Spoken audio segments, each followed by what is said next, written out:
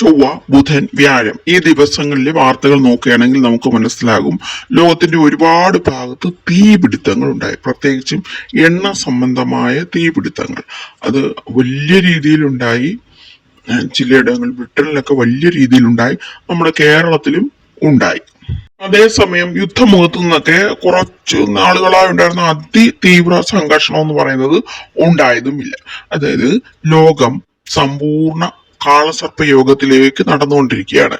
ഇപ്പോൾ ബുധനും രാഹുവും ഒരേ പാദങ്ങളിൽ അല്ലെങ്കിൽ ഒരേ ഡിഗ്രികളിലായതുകൊണ്ട്, ഒരേ നക്ഷത്രത്തിന്റെ ഒരേ ഡിഗ്രികളിലായതുകൊണ്ട്, ചതയ നക്ഷത്രത്തിന്റെ അതുകൊണ്ട് കുറച്ച് എഫക്റ്റ് കുറവായിരിക്കും. കുറച്ച് ദിവസം കൂടെ കഴിയുമ്പോൾ ബുധൻ ഇച്ചിലൂടെ മാറുമ്പോൾ ലോകം സമ്പൂർണ്ണ കാളസർപ്പ യോഗത്തിലോട്ട് വരും. അത് കാളസർപ്പ അമൃത യോഗമാണ്.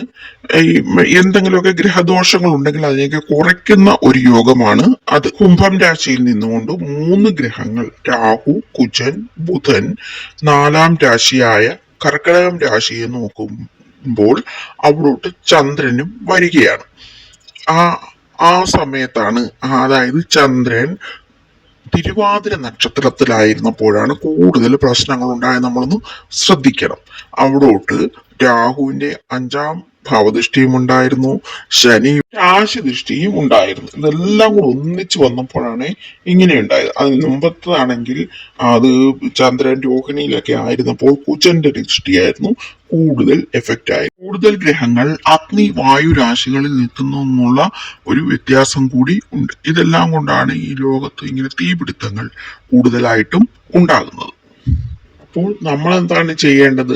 സമ്പൂർണ്ണ കാളസർപ്പ അമൃത യോഗത്തിലോട്ട് കടക്കുകയില്ലേ. എന്തെല്ലാം മാറ്റങ്ങൾ വരുന്നു, ദോഷങ്ങളെ കുറയ്ക്കാൻ പറ്റുമോ ഈ ഗ്രഹസ്ഥിതികൾക്ക്, ഇതെല്ലാം നമ്മൾ ഒബ്സർവ് ചെയ്തുകൊണ്ടേയിരിക്കണം.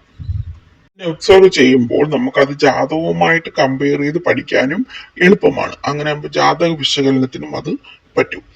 നമ്മൾ ഇടുന്ന വീഡിയോകളൊക്കെ ഒന്ന് നോക്കിയിട്ട് അതിൻ്റെ കൂട്ടത്തിൽ ഈ പ്രവചന വീഡിയോസിലെ അതും കൂടെ വെച്ച് ഒന്ന് പഠിക്കുകയാണെങ്കിൽ നമുക്ക് ഏകദേശം നമ്മുടെ ജാതകം നോക്കാം.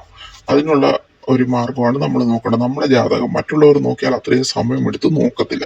നമുക്ക് തന്നെ ആവുമ്പോൾ നല്ലതുപോലെ നോക്കാം. അതിനുവേണ്ടിയായിരിക്കണം നമ്മളിത് പഠിക്കേണ്ടത്. നമഃശിവായ.